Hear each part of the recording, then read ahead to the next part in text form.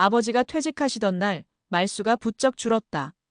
현장에서 일하실 땐 아침이면 인부들 출근 체크에, 장비 점검에, 자재 확인까지 쉴 틈 없던 분이었다. 35년을 그렇게 땀 흘리며 살아오셨다.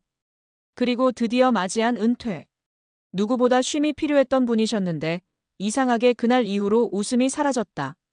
그런 아버지가 어느 날 조용히 말씀하셨다. 내 엄마랑 둘이 밥 먹으니까 이상하더라. 하루가 너무 길다. 사람은 누구나 언젠가는 일을 멈추고 은퇴라는 인생의 큰 전환점을 맞게 된다. 하지만 은퇴가 끝이 아니라는 걸, 준비되지 않으면 그 시간이 외롭고 두려울 수 있다는 걸 우리는 종종 잊는다. 그리고 그걸 가장 크게 느끼는 분들이 바로 평생을 가족을 위해 일해온 부모 세대다. 은퇴가 끝이 아니라 시작이었다. 아버지가 첫 월급을 다시 받으신 건 퇴직 8개월 만이었다. 물론 이전과 같은 정규직 일은 아니었다. 지역 주민센터에서 진행하는 노인 일자리 사업에 지원해 작은 도서관에서 일하게 되신 거다. 하루에 3시간, 주 3일. 책 정리하고 조용히 앉아있는 게 전부였지만 첫 월급날 아버지는 눈시울을 붉히셨다. 야, 나 아직도 사람들한테 도움될 수 있는 것 같아. 그게 기분이 묘하다. 그날 가족 모두가 울었다. 그동안 우리 아버지는 생계로만 일하셨지만 이제는 의미를 찾아 일하시게 된 거다. 그게 얼마나 귀하고 멋진 일인지 우리는 그제서야 진짜 은퇴 이후의 삶을 생각하게 됐다. 은퇴 후 진짜 중요한 3가지. 많은 분들이 은퇴를 앞두고 제일 먼저 떠올리는 건 돈이다. 물론 돈은 정말 중요하다. 하지만 돈만 준비된다고 은퇴가 행복해지는 건 아니다. 은퇴 후 삶이 만족스러운 사람들을 보면 공통적으로 아래 3가지가 준비되어 있었다. 1. 일상 속 역할 아이덴티티. 현직에 있을 땐 팀장님, 현장 소장님, 과장님 같은 사회적 역할이 명확하다. 근데 은퇴하면 그 역할이 갑자기 사라진다.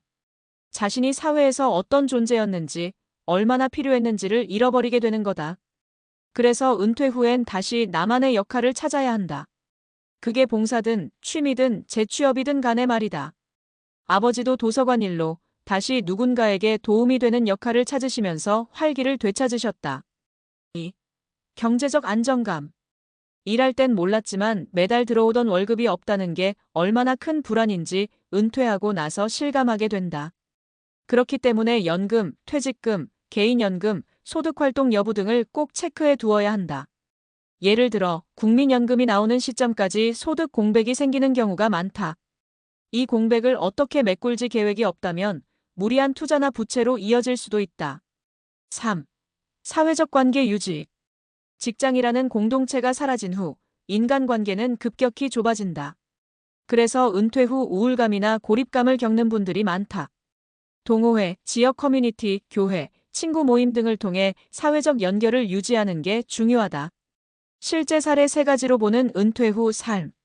사례 1. 퇴직 후 유튜버가 된 60대 김 선생님. 김 선생님은 중학교에서 30년 넘게 기술 과목을 가르친 교사였다.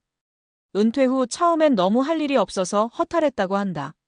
그러다 손주가 장난으로 할아버지, 유튜브 해보세요 한 말에 장비도 없이 스마트폰으로 생활 속 목공 채널을 시작하셨다. 처음엔 구독자 10명도 안 됐지만 점점 정성스러운 설명과 따뜻한 목소리 덕분에 인기를 얻었고 현재 구독자 3만 명. 광고 수익도 소소하게 들어오고 무엇보다 내가 뭔가 하고 있다는 성취감이 크다고 하셨다. 60 넘어도 배울 수 있고 나눌 수 있다는 게 좋아요.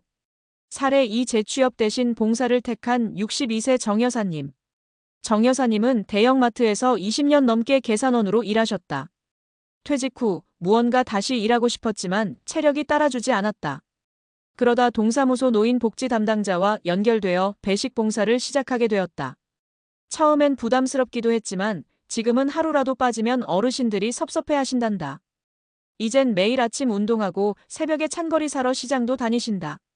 돈은 안 받아도 사람들이 기다려준다는 게 얼마나 고마운지 몰라요. 사례 3. 건설 퇴직 후 기술 멘토가 된 65세 박 기사님. 박 기사님은 아버지와 비슷한 경력의 현장 소장 출신이다.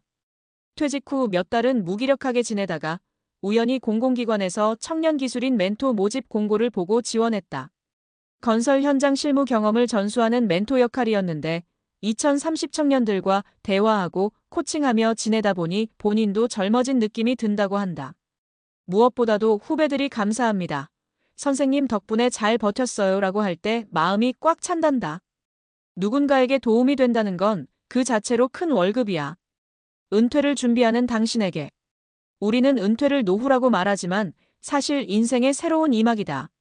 앞으로도 2030년은 더 살아갈 그 시간을 어떻게 보낼지 미리 고민하고 준비하는 게 필요하다.